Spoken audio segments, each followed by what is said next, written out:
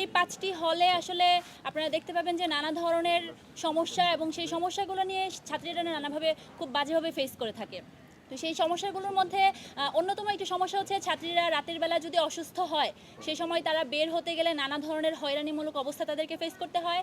তাছাড়া আরেকটি সমস্যা হচ্ছে নারীরা ঢাকা বিশ্ববিদ্যালয়ের বৈধ তাদের পরিচয়পত্র থাকা সত্ত্বেও আবাসিক কিংবা অনাবাসিক যে কোনো ছাত্রীরা মেয়েদের হলগুলোতে তারা প্রবেশ করতে পারে না।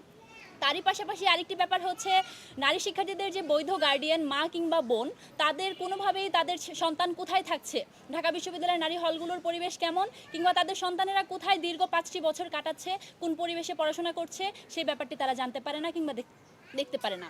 তো এই যে সমস্যাগুলো সেই সমস্যাগুলো নিয়ে আসলে ঢাকা বিশ্ববিদ্যালয়ের নারী শিক্ষার্থীরা সোচ্চার হয়েছে এবং এই ব্যাপারটি নিয়ে গত কিছুদিন ধরে আমরা কথাবার্তা বলছি। তো সেই জায়গা থেকে আজকে আমি বলতে চাই যে ঢাকা বিশ্ববিদ্যালয়ের যে প্রশাসন সেই প্রশাসন যে অজুহাত দেখায় সেটি হচ্ছে ঢাকা বিশ্ববিদ্যালয়ের নারীদের নিরাপত্তার কারণে, নিরাপত্তাহীনতার কারণেই তাদেরকে রাত 10টার পরে হলে প্রবেশ করতে হবে এবং তার পরবর্তী সময়ে তারা কোনোভাবেই হল থেকে বের হতে পারবে না তাদের নিরাপত্তার দোহাই দিয়ে। তো সেই জায়গা থেকে ঢাকা বিশ্ববিদ্যালয়ের প্রশাসনকে নারীদের নিরাপত্তা দিতে হবে।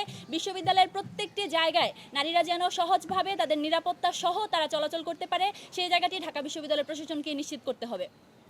আমি মনে করছি তারই পাশাপাশি ঢাকা বিশ্ববিদ্যালয়ে নারীদের নিরাপত্তা দেওয়ার পাশাপাশি নারীদের যে কোনো হলে অর্থাৎ নারীদের যে হলগুলো সেই নারীদের হলগুলোতে নারী শিক্ষার্থীরা তাদের বৈধ পরিচয়পত্র দেখিয়ে তারা যেন প্রবেশ করতে পারে এবং মা কিংবা বোনের যে প্রবেশাধিকার সেই প্রবেশাধিকার নিশ্চিত করার যে ব্যাপারটি সেই ব্যাপারটি যেন ঢাকা বিশ্ববিদ্যালয় প্রশাসন অবস্থান নিয়ে থাকে। আমি আমার বক্তব্য এখানে শেষ করছি।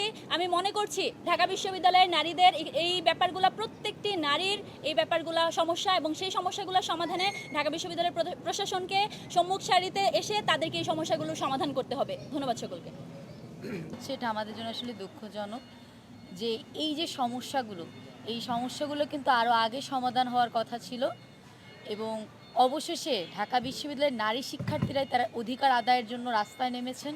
তারা ভিসির সাথে দেখা করছেন, প্রক্টরদের সাথে দেখা করছেন, হলের প্রভোস্টদের সাথে দেখা করছেন। এটা আসলে আশার সংবাদ এবং আমরা নারীরা যেহেতু আমাদের অধিকার আদায়ের জন্য সোচ্চার হয়েছি, আমি মনে করি যে আমরা এই দাবি আদায় করেই তারপর আমরা রাজপথ থেকে ছাড়ব।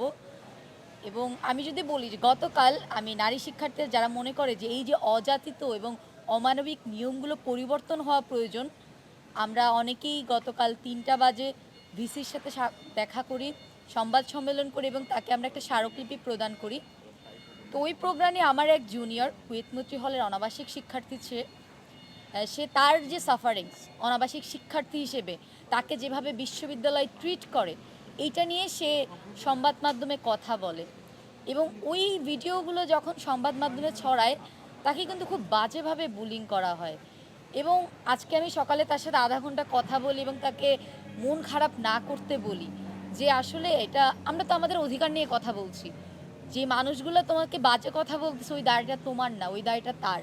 এই যে বিশ্ববিদ্যালয় প্রশাসন তার সিট সংকটের কারণে ঢাকা বিশ্ববিদ্যালয়ের 52% শিক্ষার্থী হচ্ছে নারী শিক্ষার্থী, অথচ হল মাত্র 4-5টা, কিন্তু ছেলেদের হল কিন্তু 13টা এবং আমাদের 4 জনের সিটে কিন্তু আমাদের প্রতি রুমে কিন্তু 6 জনকে থাকতে হয়।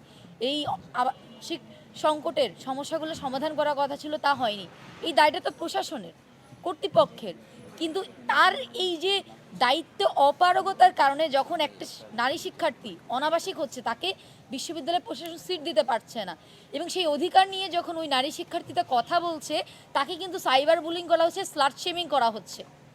সরি বলেছে প্রশাসন, কিন্তু সরি বলেনি এবং প্রশাসন কিন্তু এখনও কিন্তু তারা মনে করে যে এক্সিস্টেন্ট যে রুলসগুলো আছে সেটাই সঠিক এবং আমি যখন এই রুলসগুলোর এগেনস্টে কথা বলছি আমাকে যে স্লাট শেমিং করা হয় ওই জায়গায় প্রশাসন কিন্তু আমাকে ন্যূনতম সুরক্ষা দেয় না, আমার কাছে তারা দুঃখ প্রকাশ করে না।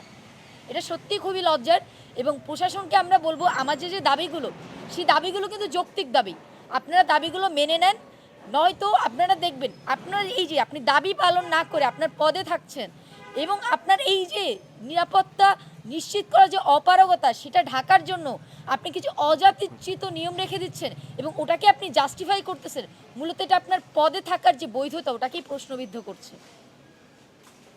তা আমরা বলবো আমাদের নারী শিক্ষার্থীরা যে দাবিগুলো নিয়ে এসেছে যে আমাদের মেইন গেটের সময়সীমা বৃদ্ধি করে। আমরা জানি ঢাকা বিশ্ববিদ্যালয় একটা কালচারাল হাব, এখানে অনেক প্রোগ্রাম হয়, অনেক সভা সমাবেশ সেমিনার হয়, কিন্তু আমরা নারী শিক্ষার্থীরা কিন্তু সেগুলোতে অংশগ্রহণ করতে পারি না।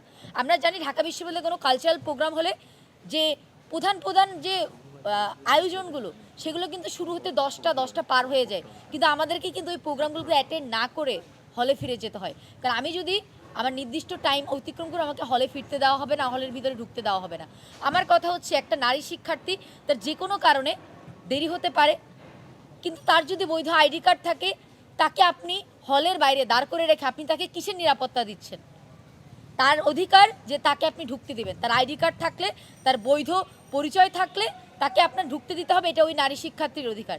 তা আমি অবিলম্বে ঢাকা বিশ্ববিদ্যালয়ের হলগুলোতে যে অজাতি এবং অমানবিক নিয়মগুলো রয়েছে সেগুলোর বিলোপ চাচ্ছি, এবং জাতীয় ছাত্রশক্তি ঢাকা বিশ্ববিদ্যালয়ে আমরা মনে করি নারী হলগুলোর এই যে অমানবিক নিয়মগুলো এগুলো অনতিবিলম্বে বিলুপ্ত করা প্রয়োজন, এবং এর ব্যাপারে আমরা শিক্ষার্থীদের সর্বরকমের সহযোগিতা করব।